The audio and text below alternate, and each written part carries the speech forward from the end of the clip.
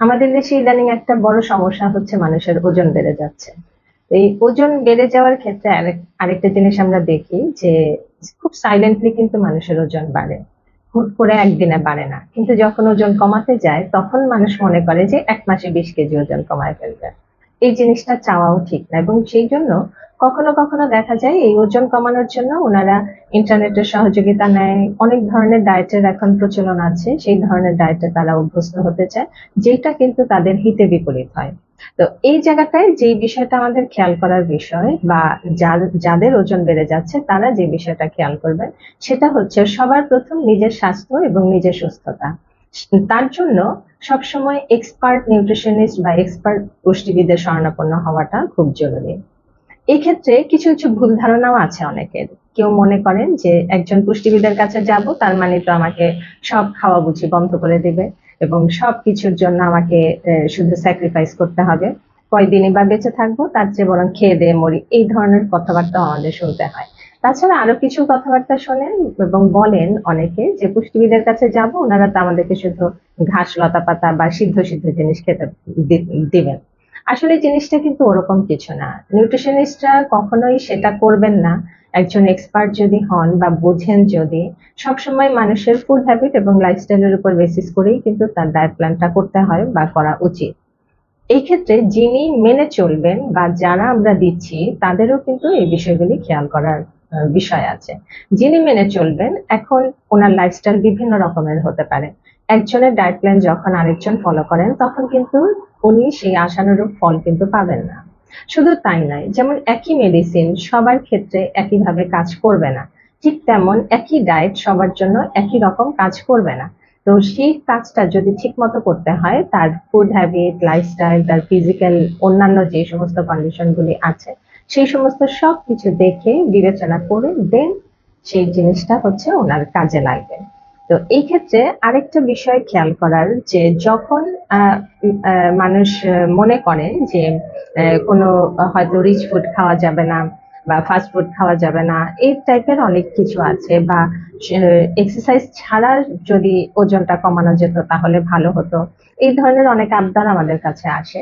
কিন্তু বিষয়টা একটা জিনিস মনে রাখবেন, মানুষের ওজন যখন বাড়ে, তার সারফেসে বিভিন্ন ভাবে তার স্টমাকটাও বড় হয়, তার সমস্ত কিছু কিন্তু মানে বেড়ে যেতে থাকে। যখন তাকে গাইড করব, খুব অল্প খাবার যদি তাকে দেয়া হয়, সেখানে যে সমস্যাটা হয় যে একজন স্টমাক বড় মানুষ, সেই মানুষটা কি সম্ভব যে ওনাকে একদম অল্প খাবার খেলে ওনার পক্ষে সেটা মেনে নেওয়া খুব সহজ হবে? সেটা কিন্তু ওনার পক্ষে, মানে উনি প্লেট দেখলেই তো বুঝবেন যে ওনার এটা পেটের কোনা দেওয়াও যাবে না। সেইভাবে কিন্তু করা যায় না। যেমন একটা ছোট্ট লোহা, সেটার ওজন 1 কেজি করা যায়, আবার অনেক বড় একটা লোহা, সেটার ওজনও 1 কেজি করা যায়। যার স্টমাকটা বড় হয়ে গেছে, তাদেরকে যে কাজটা করতে হয়, যে তাদের সবসময় খেয়াল করতে হবে যে এই বড় লোহার যে বিষয়টা, সেটা যেন করা হয়। মানে ওবেস যিনি বা স্থূল যিনি হয়ে গেছেন, ওনার কিন্তু নর্মালি একটু খাবারের চাহিদাটা বেশি থাকে। এখন সেই ক্ষেত্রে ওনাকে খাবার চাহিদা অনুযায়ী আমরা যদি তাকে বেশি খাবার দিই, কিন্তু ক্যালোরিটা কম রেখে যদি দেওয়া হয়, তাহলে দেখা যাবে যে উনি কিন্তু আমাদের কথাটা শুনবেন এবং মেনে চলতে ওনার জন্য সেটা সহজ হবে। এবং আমরা যে ওই বিষয়গুলো যদি খেয়াল করি, সেটা আমাদের জন্য বেশি ভালো, এবং যিনি মেনে চলবেন তার জন্য খুব ভালো। তবে এক্ষেত্রে একটা বিষয় খেয়াল করবেন, যে খুব রাতারাতি ওজন কমিয়ে ফেললাম, অনেকে বলে না যে আমি ডায়েটে আছি। ডায়েটে আছি এটা আসলে কোনো কথা না। ডায়েটে সব মানুষই থাকে। আমার প্রয়োজনের জন্য যে খাবারটা আমার জন্য দরকার, সেটাই কিন্তু আমার ডায়েট। এখন একজনের যেই অবস্থা বা ফিজিক্যাল যে কন্ডিশন, সেই অনুযায়ী তাকে যে ডায়েট প্ল্যানটা মেনে চলতে হবে, সেটাই কিন্তু তার ডায়েট। একজন ওবেস যখন হয় বা স্থূল যিনি, তার জন্যও কিন্তু সেই ব্যবস্থা অনুযায়ী যে ডায়েটটা দেয়া হবে, সেটাই কিন্তু তার জন্য ডায়েট। এখন সেই ক্ষেত্রে তাকে দেখতে হবে যে ওনার পছন্দ অপছন্দ সেই বিষয়গুলি খেয়াল রেখে তার ডায়েটিংটা করানোটা উচিত, বা ওনার ডায়েটটা যদি সেইভাবে আমরা দিতে পারি, সেটা বেশি ভালো হয়।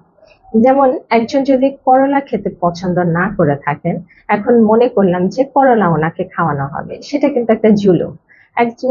সেই জন্য মানুষের পছন্দ অপছন্দের খাবারগুলি দেখে তারপরে সে অনুযায়ী, এবং কাউন্সিলিং এখানে খুব বেশি জরুরি। একটা বড় টেবিল, পরিবারের সবাই মিলে খেতে বসবে, সেই জায়গায় একজন যদি এমন হয় যিনি ওবেস বা যিনি স্থূল, তিনি যদি শুধু একদম খুবই কম কম অন্যান্য কোনো খাবার উনি খাচ্ছেন না, এই ছোট ছোট খাবারগুলি শুধু উনি খাচ্ছেন, তাহলে যেমন পরিবারের অন্যান্য মেম্বারদেরও খুব ভালো লাগবে না এবং যিনি খাচ্ছেন তার কাছেও ভালো লাগবে না। সেজন্য সবসময় একটা জিনিস মনে রাখা উচিত, একটা প্লেট ফর্মুলা চিন্তা করা উচিত। যেমন যেই ওজন কমাতে চাবেন, উনি সবসময় একটা বিষয় খেয়াল করবেন যে প্রথমে কাউন্সিলিং এর প্রথমেই শর্তটা একটু মেনে চলার চেষ্টা করুন, সেটা হচ্ছে যে আপনার বর্তমানের যে প্লেটের সাইজ, সেই প্লেটটা কিছুটা ছোট নির্বাচন করুন, এটা প্রথম। দেন সেই প্লেটটাকে মনে মনে আপনি 4টা ভাগ করুন। সেই ভাগের মধ্যে 2টা ভাগে আপনার বিভিন্ন ধরনের সবজি আইটেম থাকবে। সেই সবজি মানে হচ্ছে যেগুলি আপনি পছন্দ করেন সেই ধরনের সবজিগুলি দিয়েও আইটেমটা সিলেক্ট করতে পারেন। এবং বিভিন্ন এখন হচ্ছে অনেক ধরনের সালাদ আইটেম তৈরি করা যায়, তো প্লেটের 2 ভাগ হচ্ছে ওই ধরনের আইটেমগুলি থাকবে। বিভিন্ন সালাদ থাকতে পারে, সবজি থাকতে পারে, ভাজি, ভর্তা, যেটা আপনার পছন্দ সেটা 2টা আইটেম থাকবে। একটা ভাগে আপনার ভাত, রুটি, খিচুড়ি, পোলাও যেটা আপনি খেতে চান সেটা হচ্ছে একটা ভাগে থাকবে, আর আরেকটা ভাগে আপনার প্রোটিন আইটেম থাকবে। আপনি একটু সাজিয়ে নিন, দেখবেন আপনার কাছে খুব ভালো লাগবে। এভাবে যদি খাওয়া হয়, আপনি যে কোনো দাওয়াতে গেলেও আপনি এভাবে খেতে পারবেন, যে কোনো জায়গায় নিজের ঘরেও খেতে পারবেন, অফিসেও যখন থাকবেন তখন আপনি এই ফর্মুলা, এই প্লেট ফর্মুলা অনুসরণ করে আপনি খেতে পারবেন। খুব বেশি পরিবর্তনের কিন্তু প্রয়োজন হয় না। যিনি ওজন কমাবেন খুব বেশি পরিবর্তনের দরকার হয় না, শুধু কি যে এক্সেস যে ক্যালোরিটা আপনি গ্রহণ করবেন সেটাকে বার্ন করে ফেললেই হলো। অনেক সময় আমরা দেখি না যে বলে যে একটা বার্গার খেলে নাকি কত কিলোমিটার দৌড়াতে হয়, আসলে বিষয়টা ওরকম কিছু না। আপনার মেটাবলিক রেটটা স্লো যখন হয় তখনই কিন্তু মানুষের ওজনগুলি বেড়ে যেতে থাকে। সেজন্য আমাদের লাইফস্টাইলের একটা ছোট ছোট চেঞ্জ করা দরকার। যেমন আপনি যদি একটা রিভলভিং চেয়ারে বসে থাকেন সারাদিন, মানে আপনার জবটা যদি ওরকমই হয় যে আপনি ডেস্ক জব করছেন, আপনি সারাদিন বসে কাজ করছেন, সেই জায়গায় আপনি টুইস্ট হয়ে বসার চেষ্টা করেন। ধরেন এক এক সময় বলেন আমার কোনো সময় নাই, আমি হাঁটবো কখন, এই টাইপের কিছু, জাস্ট স্পট জগিং করেন। আপনার বেশি স্পেসেরও দরকার নেই, বাইরে গিয়েও হাঁটতে হবে না, স্পট জগিং করেন। প্রতিদিন একটু হলেও সূর্যের আলো গায়ে লাগানোর চেষ্টা করেন। প্রতিদিন অন্তত 2 বেলা আপনি শ্বাস নেয়ার চেষ্টা করেন, মানে ব্রিদিং প্র্যাকটিস যেটা, সেটা করার চেষ্টা করবেন। আপনার মেটাবলিক রেট এমনিতেই ভালো হবে এবং সেই অনুযায়ী আপনি নিজেও ভালো থাকতে পারবেন। এখানে ডায়েট আমি ছেড়ে দেওয়ার পরে আবার ওজন বেড়ে গেল, এই জিনিসটাও যেমন হবে না। সবসময় আপনি একটা সুন্দর নিয়মের মধ্যে নিজেকে সুস্থ রাখতে পারবেন। এবং ওজন কমানোর জন্য কোনো সাপ্লিমেন্টের প্রয়োজন নাই। আমরা যা খাই সেই খাবার দিয়েই আপনি সুন্দরভাবে ওজন কমাতে পারবেন।